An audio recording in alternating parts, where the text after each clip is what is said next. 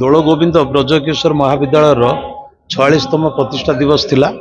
ଏ ପ୍ରତିଷ୍ଠା ଦିବସ ଉପଲକ୍ଷେ ଆମେ ମହାବିଦ୍ୟାଳୟର ବିଭିନ୍ନ ଯେମିତି ବ୍ୟାୟାମ କରିବା ପ୍ରୟୋଗଶାଳା ହେଉ, ଶ୍ରେଣୀଗୃହ ଏବଂ ଆମର ସାଇକେଲ ଷ୍ଟାଣ୍ଡ ଏମିତି ବିଭିନ୍ନ ପ୍ରକାରର ଭିତ୍ତିଭୂମିର ଆଜି ଉଦ୍ଘାଟନ କରାଗଲା। ଆଉ କିଛି ଜିନିଷ ଶିଳାନ୍ୟାସ କରାଯାଇଛି ଏବଂ ଏ ପ୍ରତିଷ୍ଠା ଉତ୍ସବରେ ମୋତେ ବହୁତ ଆଜି ଆନନ୍ଦିତ କରିଛି। କଲେଜର ଯେଉଁ ପରିବେଶ ଅଛି, ସୁନ୍ଦର ପରିବେଶ ଅଛି।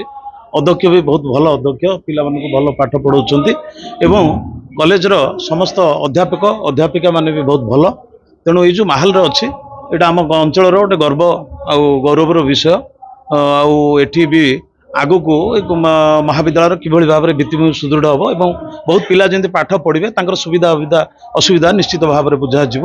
ଆଉ ଆଜିର এই ପରିବେଶରେ ଆମେ ଆଜି ସମସ୍ତେ ମୁଁ ଏବଂ ଛାତ୍ରଛାତ୍ରୀ ଅଧ୍ୟାପକ ସମସ୍ତେ ଆଜି ଖୁସି ଅଛନ୍ତି। ଗୋଟେ ସ୍ୱାସ୍ଥ୍ୟ ଭଲ ରହିବା ପାଇଁ ହେଲେ ଯୋଗ ଆଉ ଜିମ୍ର ଆବଶ୍ୟକତା ଅଛି।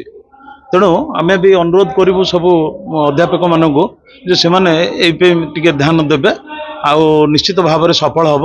ଆଜି ମୁଁ ପିଲାମାନଙ୍କୁ ଦେଖିକି ଅନୁଭବ କରୁଥିଲି ଯେ ଏଇ ଯେଉଁ ଜିମ୍ରେ ଯେଉଁ ଜିନିଷ ଗୁଡ଼ାକ ଆସିଛି, ଆମର ଜଣେ ଗୁରୁଜନ ଲୋକ ଜଣେ ଯୋଗେଶ ଭାଇ ଯେ ଆମ ଏ ଅଞ୍ଚଳର ଗୋଟେ ଗର୍ବ ଗୌରବ, ଯିଏକି ବିଭିନ୍ନ ଅନୁଷ୍ଠାନକୁ ସାହାଯ୍ୟ କରନ୍ତି, ଅନୁଦାନ ଦିଅନ୍ତି, ସେ ତାଙ୍କ ଅନୁଦାନରେ ଆଜି ସେଇଟା ମାନେ ମୋତେ ଅଧ୍ୟକ୍ଷ କହୁଥିଲେ ହେଇଛି।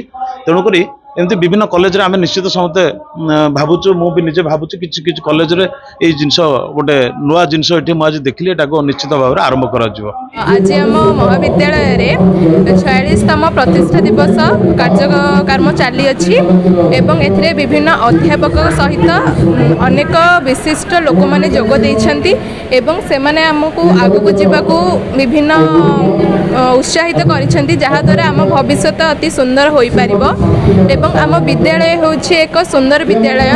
विद्यालय रे श्रेणी गृह, जिम सेंटर परि विभिन्न योजना सब जोगाई दिया जाय अछि, जहा द्वारा हमर छात्र छात्री माने एहाको उपभोग करी अनुप्राणित होई पारु अछंती। दोल गोविंद ब्रजकिशोर महाविद्यालय 46तम प्रतिष्ठा दिवस थिला। ये अवसर रे हमर माननीय विधायक एठे उपस्थित थिले। विभिन्न डेवलपमेंट काम पाई से एठी प्रतिष्ठित देइथिले, काम भी चली एवं आज जो स्वच्छता विषय कहले बहुत नीट एंड क्लीन थिला, जोगुड़ा देखि से खुशी हेले। निश्चित भाव में आम देवीकंदल दीपांचल ये गर्वर विषय।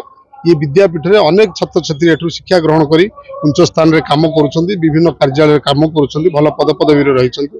समस्त को आम अनुरोध करूँ समस्त ध्यान दिंतु, जो मैंने भी आसुच्च अवसर समय ये विद्यालय उन्नति करने भित्तिभूमि केमी विकास हम ताप्रति सब छात्र छात्री ध्यान देले आहरी अनेक विकास हो पार, अनेक विकास करने विधायक इच्छा प्रकाश कर।